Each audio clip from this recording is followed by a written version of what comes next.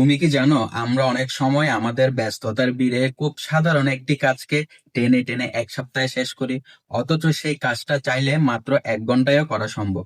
ভাবো তো, যদি হঠাৎ তোমার হাতে এমন একটি জাদুকরি মেশিন আসে যার মাধ্যমে মাত্র 1 ঘন্টায় 7 দিনের কাজ শেষ করা সম্ভব হতো, তাহলে তোমার জীবন কতটা বদলে যেত। আসলে এখানে কোনো জাদুর বিষয় নেই, এটি হলো ডিপ ফোকাস, স্মার্ট প্ল্যানিং এবং টাইম ম্যানেজমেন্টের শক্তি। যেমন মাঝে মাঝে আমরা কোনো কাজে এতটাই মগ্ন হয়ে যাই যে ঘন্টার পর ঘন্টা কেটে গেলেও আমাদের হুঁশ থাকে না। মনে হয় কিছুক্ষণ আগে তো কাজটা শুরু করেছিলাম, কিন্তু যখন ঘড়ির কাঁটার দিকে তাকাই তখন অবাক না হয়ে পারা যায় না। তবে এমনটা কিন্তু সবসময় আমাদের সাথে হয় না। তবে আজকের এই ভিডিওতে আমি তোমাদের সঙ্গে এমন কিছু গোপন ফর্মুলা শেয়ার করব যেটা ব্যবহার করলে তুমি মাত্র 60 মিনিটে 7 দিনের কাজ শেষ করতে পারবে।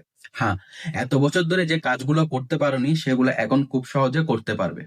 আর জানলে অবাক হবে, আলবার্ট আইনস্টাইন 10 বছর ধরে একটি প্রজেক্টে কাজ করেছিলেন, কিন্তু তা শেষ করতে পারছিলেন না।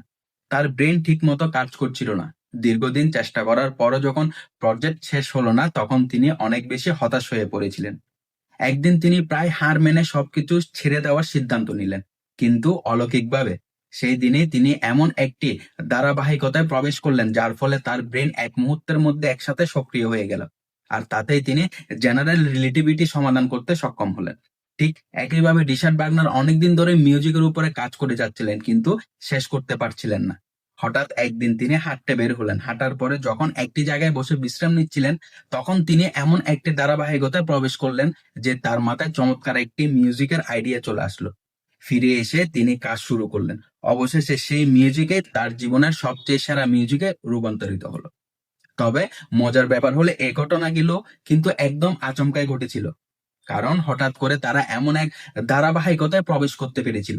কিন্তু ভাবতো, যদি আমরা চাইলে নিজের ইচ্ছা মতো সেই ধারাবাহিকতায় ঢুকে পড়তাম, তাহলে কেমন হতো।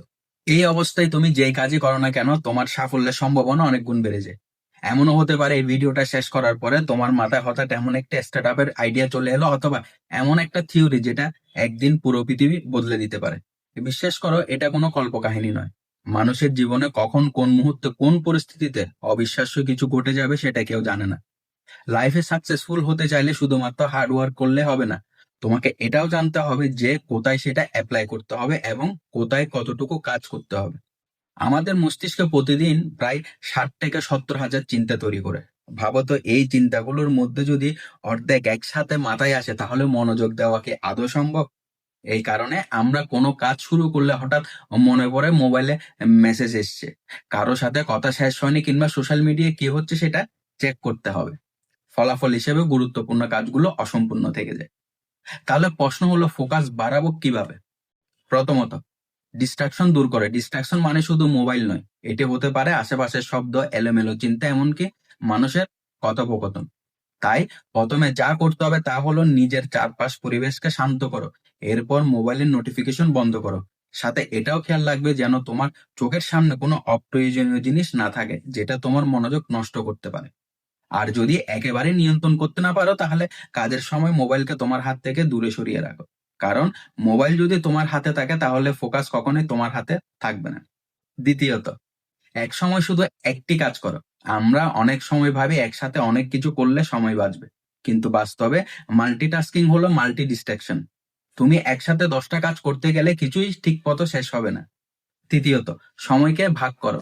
মানুষের মন একটানা ঘন্টার পর ঘন্টা মনোযোগ ধরে রাখতে পারে না। তাই সেরা পদ্ধতি হলো প্রমোটার টেকনিক। এই টেকনিকে তুমি 25 থেকে 30 মিনিট কাজ করবে, তারপর 5 মিনিট বিরতি নেবে। এই ছোট ছোট বিরতি তোমার মস্তিষ্ককে রিচার্জ করে দেয়। ফলে আবার নতুন এনার্জি নিয়ে তুমি কাজে ডুবে যেতে পারো।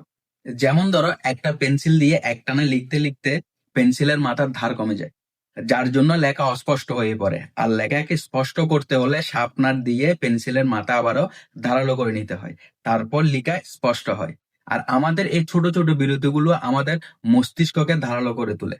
আইজ্যাক নিউটন অনেকদিন ধরে ভাবছিলেন যে পৃথিবীর জিনিসগুলো সবসময় কেন নিচের দিকে পড়ে, কিন্তু তিনি যতই ভাবতে থাকেন ততই উত্তরটা যেন অধরা থেকে যায়। একদিন তিনি বাগানে বসেছিলেন, হঠাৎ করে একটি আপেল গাছ থেকে পড়ে গেল। আর সেই সহজ দৈনন্দিন ঘটনায় তার চিন্তার দিগন্ত খুলে দিল।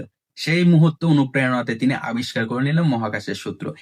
যে সূত্র একদিন পুরো পৃথিবীর বিজ্ঞানকে বদলে দিল। বছরের পর বছর চেষ্টা করেও ঠিক সেই মুহূর্তের চিন্তাকে তাকে বানিয়েছিল ইতিহাসের অন্যতম সেরা বিজ্ঞানী। আর্কিমিডিস রাজাকে প্রমাণ করতে দিয়েছিলেন সোনার মুকুট খাঁটি নাকি মিশ্র ধাতু দিয়ে বানানো, কিন্তু অনেক চেষ্টা করার পরও কোনো উপায় খুঁজে পাচ্ছিলেন না। একদিন স্নান করতে গিয়ে দেখলেন জলের ছিটকে বাইরে চলে যাচ্ছে। হঠাৎ মাথায় আইডিয়া এলো, কোনো বস্তুর আয়তন মাপা যাবে জলের স্তন চুক্তি দেখে। সেই আবিষ্কারে জন্ম নিল আর্কিমিডিসের বিখ্যাত সূত্র। রাউলিং তার জীবনে অনেক ব্যস্ততা দেখেছেন। এক সময় নিঃস্ব অবস্থায় ছিলেন, এমনকি ডিপ্রেশনও ভুগেছিলেন। ট্রেনে বসে একদিন হঠাৎ তার মাথায় আসলো একটা জাদুকর ছেলের গল্প, যার নাম হবে হ্যারি পটার। তারপর সেই আইডিয়া থেকে শুরু হলো লেখা, যা তাকে কোটি কোটি মানুষের অনুপ্রেরণার পৃথিবীর অন্যতম ধনী লেখক বানালো। ফ্লেমিং ব্যাকটেরিয়া নিয়ে গবেষণা করেছিলেন, কিন্তু কিছুতেই সঠিক সমাধান পাচ্ছিলেন না। একদিন ল্যাবরেটরিতে ফেরত এসে দেখলেন যে এক পেটি ডিশে শ্বাস পুড়ে গেছে আর আশেপাশের ব্যাকটেরিয়া মরে গেছে। হঠাৎ সেই ঘটনায় সূত্র জন্ম হলো পেনিসিলিন, যা লাখো মানুষের জীবন বাঁচিয়েছে। লারি পেস স্টানফোর্ড ইউনিভার্সিটির পড়াশোনা করেছিলেন। অনেকদিন ধরে ইন্টারনেটের বিশাল তথ্য কিভাবে সাজানো যায় তা নিয়ে ভাবছিলেন।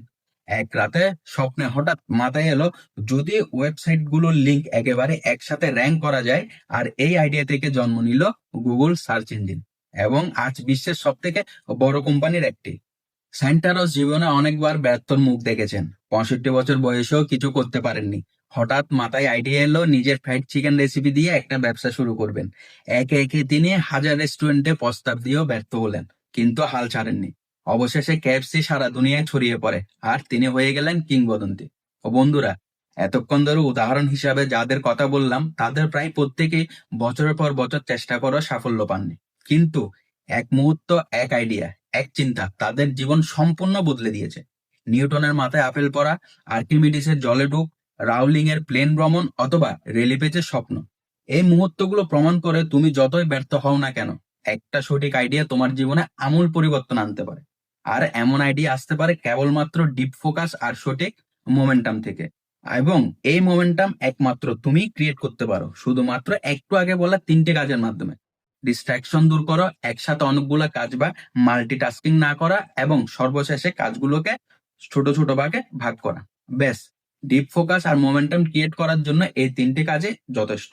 তবে মনে রেখো, ফোকাস রাতারাতি আসে না, এটা অভ্যাস দিয়ে গড়ে তুলতে হয়। তাই প্রতিদিন অন্তত 20 মিনিট পুরো মনোযোগ দিয়ে পড়াশোনা বা কাজ করো, আর আগামীকাল সেটা 30 মিনিট নিয়ে যাও।